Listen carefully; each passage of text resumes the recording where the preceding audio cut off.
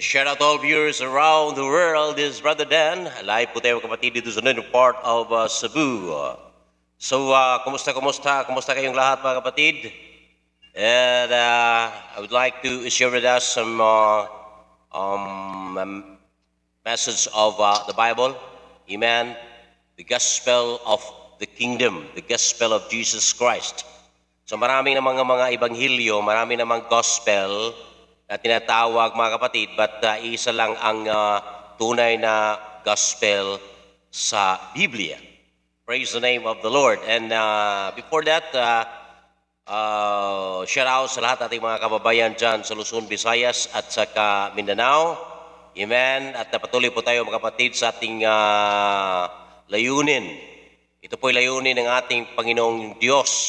Ito po'y layunin ng ating Panginoong Hesukristo, na tayo po'y magkaroon ng pagtitiwala sa Kanya. Praise the name of the Lord Jesus Christ.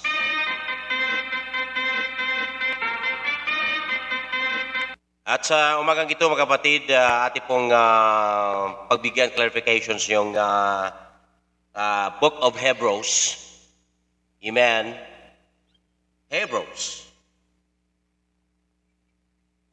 Kahapon, ating pong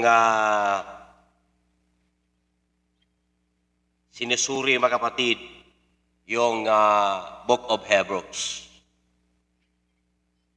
Yung Book of Hebrews, this book is anonymous writer.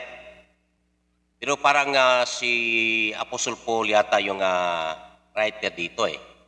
But the history tells about the book of Hebrews, that the book of Hebrews is anonymous writer. Amen. Yung sa Hebrew chapter 1, verse 1 hanggang 14, ati pong nasusuri mga kapatid. And we must study very carefully about this very critical and tinatawag mga kapatid na debatable words.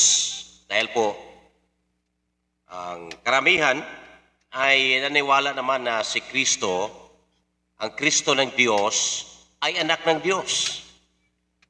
Si Kristo ng Diyos o ang Kristo ng Diyos ay mismo, siya po ang Diyos. Yan ang paniwala sa iba.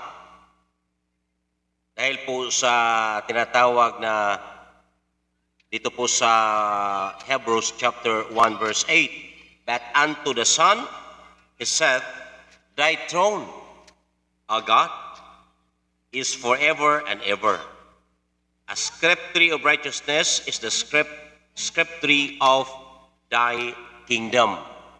So sabi ng Hebrews chapter 1 verse 8, but unto the Son is set thy throne, O God. Sabi ng Ama sa anak, mga kapatid, sa bigatin Son, thy throne, O God. Yan. So sa makatuwid bagay, mga kapatid, yung bigatin Son ay tinatawag ng Ama na Diyos. Sa Papyrus chapter Papyrus 104, ito po ang nakasulat mga kapatid sa salin ng King James Version. Ito po ang nakasulat sa Papyrus, or rather Papyrus 66 rather. John chapter 1 verse 18, no man hath sent God at any time, the only begotten God. Sabi ng original Greek text, the only begotten God, monotheos, monogenes theos. So ang nakasulat sa original manuscript sa Papyrus 66 ay ganito, no man hath sent God at any time, the only begotten God, monogenes theos. Bakit? Sa salin ng King James Version at iba pang mga salin, mga kapatid, ating mababasa na the only begotten Son. Bakit hindi the only begotten God? Ayan. Maraming question natin, mga kapatid. So, sa umagang ito, pagbigyan po natin, mga kapatid, ng clarifications ang bawat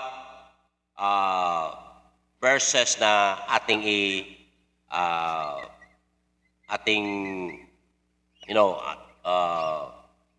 we must to study it. Ating talakayin. Okay. Sa 66 o Pepero 66, na-prove, mga kapatid, sa original context, original Greek text sa Pepero 66 rather, amen, na monogenes Theos. So, the only begotten God. So, kung babasahin po natin sa English translations, no man hath seen God at any time, the only begotten God, which is in the bosom of the Father, He hath declared Him. So, sa umagang ito, mga kapatid, pagbigyan po natin ng clarifications, depth study about this topic, mga kapatid. Amen. So we go back to the the book of Hebrews chapter 1. Amen.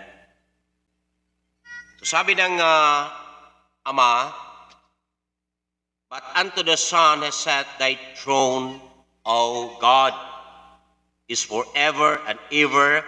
A script tree of righteousness is a script tree of thy kingdom. Amen. So sa mga ito, mga kapatid,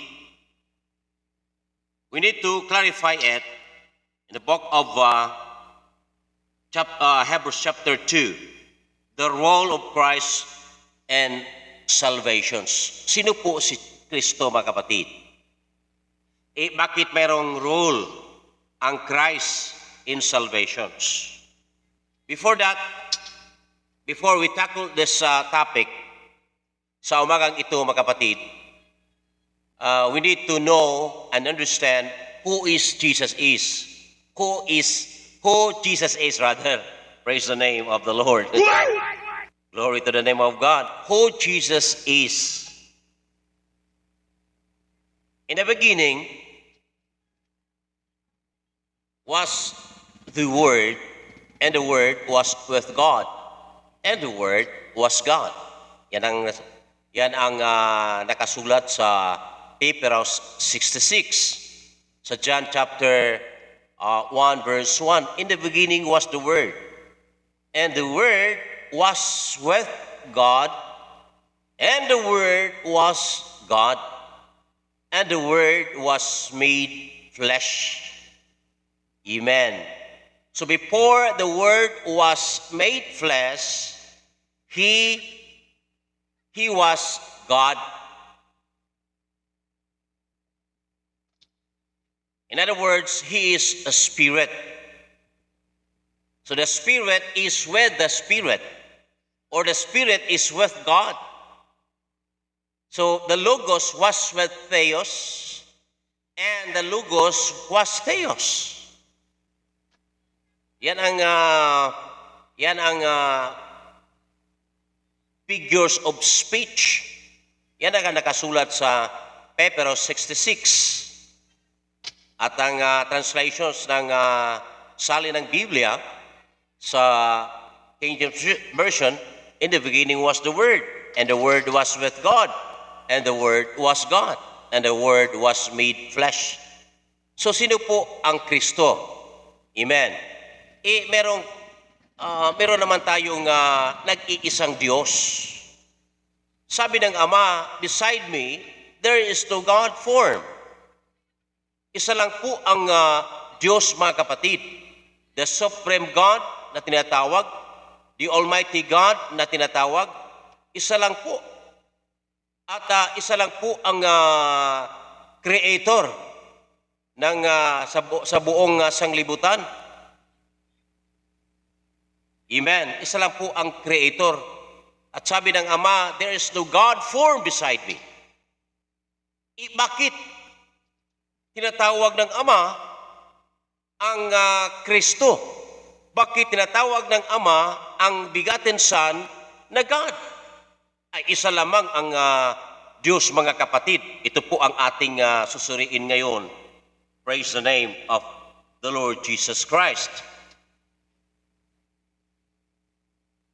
If you ask the Father said, there is no God formed beside me. At if we ask to the begotten Son, ito po ang answer ng begotten Son, mga kapatid. Sino po si Kristo?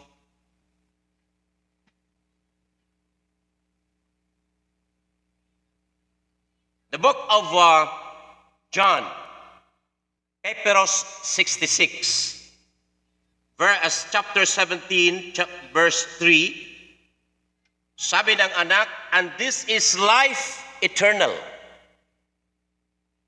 This is life eternal, that they might know thee, the only true God, and Jesus Christ, whom thou hast sent. Amen. Yan ang sabi ng anak. That they might know thee, the only true God.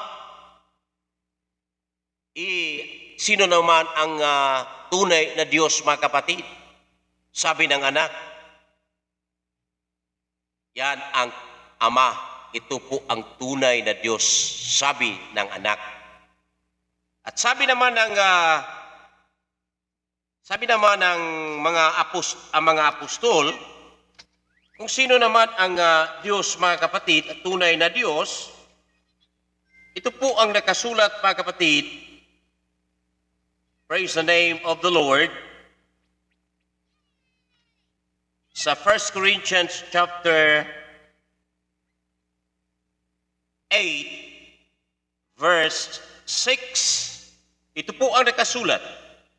But to us, there is but one God, the Father, of whom are all things, and we in Him, and one Lord Jesus Christ, by whom are all things, and we by Him. Amen. Ang doktrina ng mga apostoles, ang tunay na Diyos na sinasabi, ito pong Ama. Ito po ang tunay na Diyos, which is God the Father. But to us, there is but one God, the Father. Amen. Glory to the name of the Lord. But we cannot skip and we cannot deny what Christ is. Amen. Ano po ang Kristo ng Diyos? Amen. Praise the name of the Lord. Before we continue our study about Christ, sabi ng Matthew, the book of Matthew chapter 16, ito po ang nakasulat. The book of Matthew chapter 16, verse 16, and Simon Peter answered and said, so before verse 16, Jesus said, He said unto them, but whom say ye that I am? Sabi ni Kristo, sino po ako? Sabi ni Kristo. Karamihan ang answer, si Kristo ay Diyos Ama. Si Kristo ay the second persons of the Godhead. Christ is mighty God. Amen. Yung karamihan, yung sagot nila mga kapatid. But ano po ang tunay na doktrina patungkol kay Kristo? Sinabi ni Kristo sa kaniyang mga alagad, He said unto them, But whom say ye that I am? Sino po ako? Sabi ni Simon Peter answered and said, Thou art Christ, the Son of the living God. Yung katawan, yung taong Kristo, mga kapatid, na nakita ng mga apostol, mga kapatid, siya po ang tinatawag na Kristo, meaning the anointed one of God. Siya po ang Kristo, the anointed one of God, the Son of the living God. Amen. In the beginning, the Son of God, the begotten Son, was on the bosom of the Father. Praise the name of the Lord. He was on the bosom of the Father, mga kapatid. At ano po ang sagot ng mga apostles?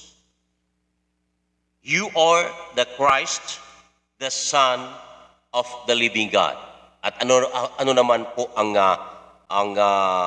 sagot ni Jesus Christ?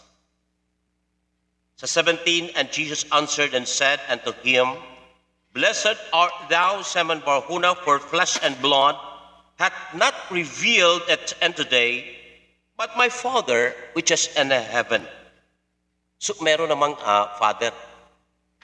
Yung Kristo, mga kapatid, nandito po sa earth, meron namang amahan, meron namang ama, meron namang Father.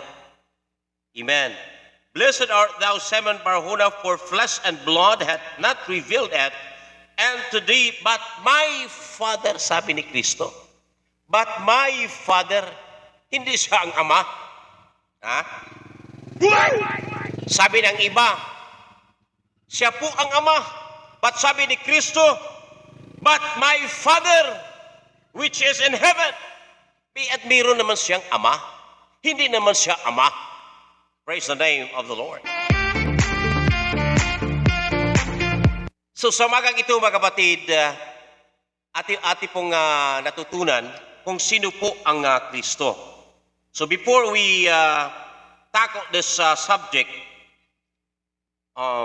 Christ, sa the book of Hebrews, the role of Christ and salvations. So atin pong susuriin po, mga kapatid, what is the role of Christ in salvations? So, pakinggan po natin, mga kapatid, sa pangalawa nating video. This is Brother Dan on board. Good morning.